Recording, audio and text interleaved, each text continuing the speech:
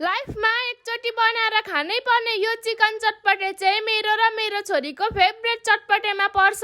यो चटपटे चाहिँ आज म मेरो स्टाइलमा बनाउँदैछु। यो चटपटे बनाउनको लागि चाहिँ मैले चिकनलाई लिएको छु अनि त्यसमाथिबाट चाहिँ थोरै बेसार, नुन, मिट मसलालाई हालेर मजाले मोलिदिएको छु अनि 10 मिनेट म्यारिनेट गरेर राखिसकेपछि मैले चाहिँ यसलाई मजाले तातो तातो तेलमा हालेर खर्याइदिएको छु।